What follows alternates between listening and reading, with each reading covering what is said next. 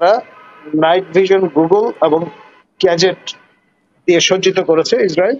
তার ফলে এখন 24 ঘন্টা ভারত বাংলাদেশ সীমান্ত আপনার তারা নজরদারির ভিতরে নিয়ে এসছেন। এই যে চট্টগ্রামের মহসিনিয়া মাদ্রাসা বলুন, আর তার নামে আমরা যে ঢাকার ঐতিহ্যবাহী ঢাকা বিশ্ববিদ্যালয় মহসিন হল বলুন, সব কিন্তু এই মহসিন সাহেবের নাম, এবং এটা এক ধরনের ওয়ার্ক ফর আপনার বেনিফিট আমরা লাভ করছি। থাকে না, কেউ আমেরিকা স্পেশালিস্ট থাকে, কেউ ইন্ডিয়া স্পেশালিস্ট থাকে, কেউ পাকিস্তান স্পেশালিস্ট থাকে, সেরকম একটা এখন ধরুন আপনি যতক্ষণ পর্যন্ত না কারো পেরোলে থাকছেন ততক্ষণ পর্যন্ত আপনি বলতে পারবেন না অমুকের পেরোলে আপনি আছেন, অমুকের এজেন্টার। আমাদের মাননীয় প্রধান উপদেষ্টার নেতৃত্বে যে সরকার, দ্বিতীয় অন্তর্বর্তী সরকার এখন ক্ষমতায় আছে, তারা ইতিমধ্যে একটি আপনার বার্তা পাঠিয়েছেন, উদ্বেগ প্রকাশ করেছেন, নিন্দা প্রকাশ করেছেন, এবং এর বেশি আর কি করবার আছে।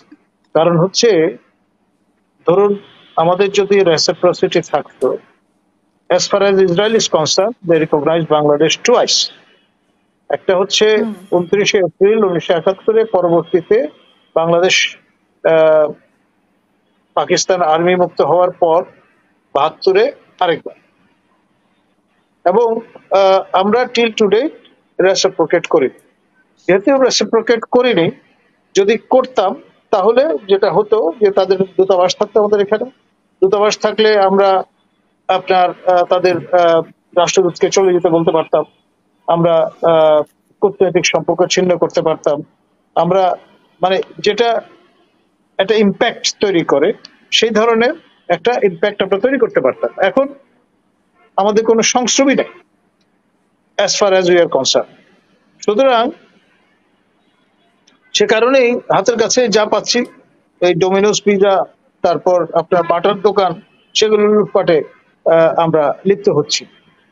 আমাদের শিক্ষা প্রতিষ্ঠানগুলো সব বন্ধ, এবং এই যে মার্কিন দূতাবাস, তার সামনে আমরা বিক্ষোভ প্রদর্শন করছি। তো ফলে আমাদের অপশন লিমিটেড, এটা আমাদের স্বীকার করতেই হবে। আর দ্বিতীয়ত, আপনার এই উপমহাদেশে, সাউথ এশিয়া, আমাদের প্রতিবেশী রাষ্ট্র ভারতে প্যালেস্টাইনের যেমন দূতাবাস আছে দিল্লিতে, ইসরায়েলেরও দূতাবাস আছে। আপনার ইসরায়েলের মেকশিফট কনসুলেট আছে কলকাতায়, 3 দিনের জন্য সেটা অপারেট করে। তাদের স্থায়ী কনসুলেট আছে সার্বক্ষণিক মুম্বাইতে, এবং মুম্বাই, দিল্লি, এখানে ইসরায়েলের যে জাতীয় ন্যাশনাল ক্যারিয়ার যেটি আছে এল তা অপারেট করে। এবং আমাদের এই যে সীমান্ত বাংলাদেশে ভারতের সঙ্গে, এখন যে ভিজিলটা আমরা দেখছি সেইটি ক্ষেত্রে ইসরায়েলের ইনভলভমেন্ট আছে। কলকাতায় যে কনসুলেট 3 দিনের, সেটি দিল্লি থেকে আপনার তারা এসে এটা মেনটেন করেন, এবং আপনার বিএসএফ কে তারা নাইট ভিশন, গুগল এবং গ্যাজেট দিয়ে সজ্জিত করেছে ইসরায়েল। তার ফলে এখন 24 ঘন্টা ভারত বাংলাদেশ সীমান্ত আপনার তারা নজরদারির ভিতরে নিয়ে এসছেন, এবং ফেলানির যে ঘটনাটি, সীমান্তে যে আপনার মানব হত্যা বেড়েছে, এর পেছনে কিন্তু ইসরায়েলের একটা ইনভলভমেন্ট আছে। ইসরায়েল যদি বিএসএফ কে সুসজ্জিত না করত, তাহলে অন্তত রাতের বেলা এই যে আন্ডার ডার্কনেস, সেটা তুলনামূলকভাবে ক্যাজুয়ালিটি কম হতো। এখন দিবালোকের মতো পরিষ্কার, এবং ক্রেডিট গোজ টু ইসরায়েল। এবং ইন্ডিয়া ইসরায়েলের এই মডেলটি গ্রহণ করেছে, যেই কারণে চারদিকে কাঁটাতারের বেড়া তারা স্থাপন করেছে, এবং ইসরায়েলের যে সীমান্ত সেটা ইমপ্যানিগ্রেবল। এবং এই মডেলটা প্রেসিডেন্ট রেগান যখন ক্ষমতায় ছিলেন যুক্তরাষ্ট্রের, তখন থেকে তারা, যুক্তরাষ্ট্র এটা অ্যাপ্রিসিয়েট করছে। মেক্সিকো আমেরিকা বর্ডারটা তারা এইভাবে সুরক্ষিত করবার যে মডেল হিসেবে গ্রহণ করছে, এবং ভারতও একই রকম ভাবে সেটি মেনটেন করছে। এখন আমরা ভাবছি আমাদের অবস্থাটা হয়েছে সেই হরিণীর মতো, মুখটা লতা পাতায় ঢেকে আছে, পুরো শরীরটা অনাবৃত, আর হরিণটা ভাবছে যে আমাকে তো কেউ দেখতে পাচ্ছে না। বাংলাদেশের অবস্থাটা হচ্ছে এরকম।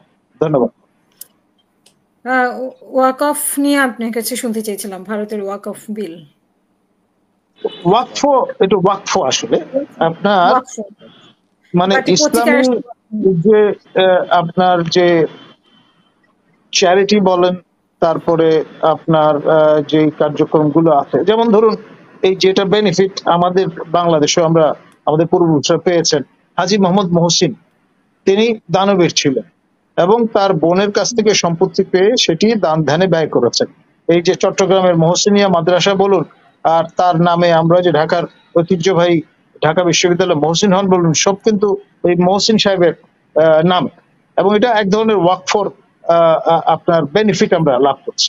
তো সেখানে নানান রকমের শর্ত হয়তো নতুন করে আরোপ করা হয়েছে, যেটা এফেক্ট করতে যাচ্ছে আপনার এই মুসলিম কমিউনিটি ইন ইন্ডিয়া তাকে, এবং এটার লং টার্ম ইম্প্যাক্ট পড়বে অবশ্যই। ডেমোগ্রাফি ম্যাটার করে। ভারতে দিন দিন মুসলমানের সংখ্যা বাড়ছে এবং এটি রাশিয়ান ফেডারেশনের মতো। সোভিয়েত ইউনিয়ন কেন ভেঙে গেল? ভেঙে গেল, তাদের প্রজেকশন ছিল 2050 নাগাদ আপনার Union of Soviet Socialist Republic Muslim majority একটি রাষ্ট্রে পরিণত হবে। সেটা তো লাস্ট ব্যাস্টিয়ন অফ ক্রিশ্চিয়ানিটি, যেটা রাশিয়ান অর্থোডক্স চার্চ, সেটা আপনার মেনে নিতে পারে না। Rome was the first bastion, second was Constantinople, third is Rome, and that is the final bastion of Christianity in the world. বিষয়গুলোকে এই পার্সপেক্টিভে আমরা যদি না বোঝবার চেষ্টা করি তাহলে আমাদের আসলে ঠকে যেতে হবে। ধন্যবাদ। স্যার, আপনাকে অনেকেই বলে যে আপনার সাথে মোসাদের সাথে সম্পর্ক আছে, বা ইসরায়েলে আপনি ভ্রমণ করেছেন, তারপরে রয়ের সাথে এক ধরনের সম্পর্ক, এগুলো নিয়ে অনেকেই বলে যে আপনি আসলে মানে ইসরায়েলের সম্পর্কে কোনো সমালোচনা করতে আপনি ইচ্ছুক না। তো এগুলোর কি ব্যাখ্যা হতে পারে স্যার? দেখুন, আমি বাংলাদেশে আমার জানা মতে একমাত্র লোক যে ইসরায়েল নিয়ে খোঁজ খবর রাখি, ইসরায়েল নিয়ে গবেষণা করি, ইসরায়েল সম্পর্কে হালফিল খোঁজ খবর রাখবার চেষ্টা করি। এটা আমার একাডেমিক একটা পার্সিউ। এক একজন থাকে না, কেউ আমেরিকা স্পেশালিস্ট থাকে, কেউ ইন্ডিয়া স্পেশালিস্ট থাকে, কেউ পাকিস্তান স্পেশালিস্ট থাকে, সেরকম একটা। এখন ধরুন আপনি যতক্ষণ পর্যন্ত না কারো পেরোলে থাকছেন ততক্ষণ পর্যন্ত আপনি বলতে পারবেন না অমুকের পেরোলে আপনি আছেন, অমুকের এজেন্টটা, পরিষ্কার, এতে কোনো সন্দেহ নেই। তো সুতরাং এই যে পারসেপশন গুলো, এটাও একটা অজ্ঞতার পরিচয় বহন করে। আপনার আমাদের এই পারসেপশনের কারণেই কিন্তু আমরা এখন পর্যন্ত এই তিমিরে আছি।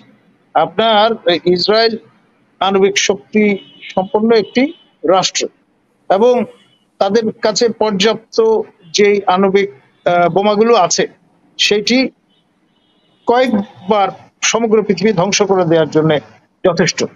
এখন মজাটা হচ্ছে তারা নিউক্লিয়ার নন প্রলিফারেশন ট্রিটিতে স্বাক্ষর করেনি, আবার অফিসিয়ালি তারা কিন্তু এখন পর্যন্ত ডিক্লেয়ার্ড না as member of the nuclear club. আমাদের প্রতিবেশী রাষ্ট্র ভারতও তাই, পাকিস্তানও তাই। আমরা হাসতে হাসতে সবার আগে গিয়ে এই নিউক্লিয়ার নন প্রলিফারেশন ট্রিটিতে স্বাক্ষর করে বসে আছি, মানে নিজের হাত নিজে বেঁধে ফেলেছে, আর মানে ভাবছি যে অন্যের হাতে এই জিনিস আছে কারে। না, এখানে প্রশ্ন হচ্ছে যে ইসরায়েল যেহেতু আমাদের পাসপোর্টে নেই, তো ইসরায়েল ভ্রমণ করাটা কি আসলে মানে না না, এখানে আমি যেটি বলবো সেটা একেবারে সর্বশেষ হালফিল যে তথ্যটা সেটা আমি আপনাকে দেই। আমরা যখন থেকে এই পাসপোর্ট গ্রহণ করলাম তখন থেকে এই ব্যানটা উঠিয়ে দিয়েছে। এখন আর আমাদের পাসপোর্টে ওই কথা লেখা নেই, this passport is valid for all countries of the world except Israel. একটা সময় ছিল যখন 3টি দেশের ক্ষেত্রে এটা প্রযোজ্য ছিল, South Africa, Taiwan and Israel. আমরা ক্রমে সাউথ আফ্রিকা উঠিয়ে দিয়েছি অ্যাপারথাইড রেজিম বিদায় নেওয়ার পরে। তারপর তাইওয়ানের সঙ্গে আমরা কিন্তু একসময় ট্রেড মিশন খুলে বসেছিলাম, তখন আমরা এটা তুলে দিয়েছি। আর এখন সর্বশেষ ইসরায়েল ছিল শেখ হাসিনার আমলে। আমরা সর্বশেষ এই যে আন্তর্জাতিকীকরণের নাম করে মোমেন সাহেব, তখন যিনি পররাষ্ট্রমন্ত্রী ছিলেন, তিনি আপনার সেই সময় একটা ব্যাখ্যা তার মতো করে হাজির করেছেন যে ট্রাভেল ব্যান মানে অনানুষ্ঠানিক ভাবে আছে, অফিসিয়ালি পাসপোর্টে কোথাও লেখা নেই। অনেক ধন্যবাদ।